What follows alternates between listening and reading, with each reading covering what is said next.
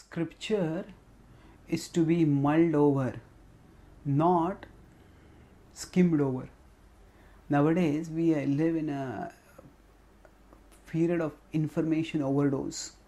We get so many messages, so many notifications, so many news articles, so many feeds, so many channels, so many sites that we just cannot take in all that information.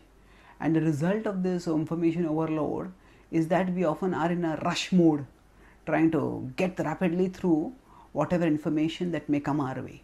And because of being in this rushed state of existence, we often skim over most of the things that we read or hear. And we just try to see if something catches our interest. If it doesn't, we move on. If it catches our interest, we move a little bit in. And then when we skim through things, quite often we have forgotten what we are reading even by the time we have finished reading it, what to speak of later.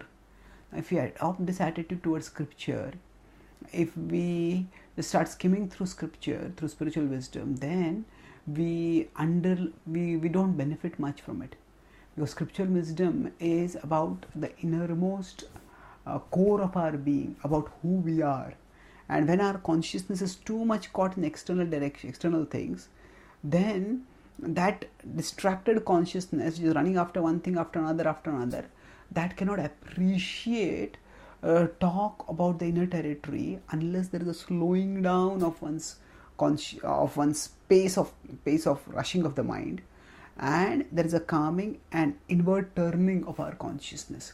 And that's why Krishna asks Arjuna, and through Arjuna to all of us, to deliberate on what he is speaking. In 18.63 he says, Vimrishaitadasheshena yathechasi tatha kuru. He says, Vimrishaitadasheshena. Deliberate deeply and then decide what you want to do, Arjuna.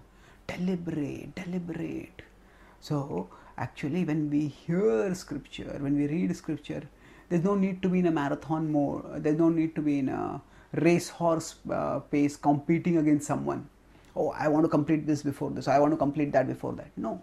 We can read calmly, we can read steadily, we can read purposefully, we can read in a way that we can actually assimilate and internalize what we are reading. And the more we take in what is going on, we just so skim over, but rather we mull over it, we contemplate it, we analyze it, we ponder how it applies to us. And like that, when we internalize it, then when that spiritual wisdom goes from outside to inside us, and inside us, it activates our soul, it activates the dormant spiritual awareness of the soul, it activates the dormant latent devotion of the soul for Krishna. And that activation is the essence of spiritual enlightenment. It is the engine for spiritual progress. And it itself, that awakening and expansion of our consciousness itself, is the forerunner of life's greatest success, the blossoming of our consciousness towards everlasting, ever-fulfilling joy. So by mulling over scripture, by letting the scripture permeate into the core of our being, we can actually fulfill the purpose of scripture. That is the attainment of love and joy everlasting. Thank you. Hare.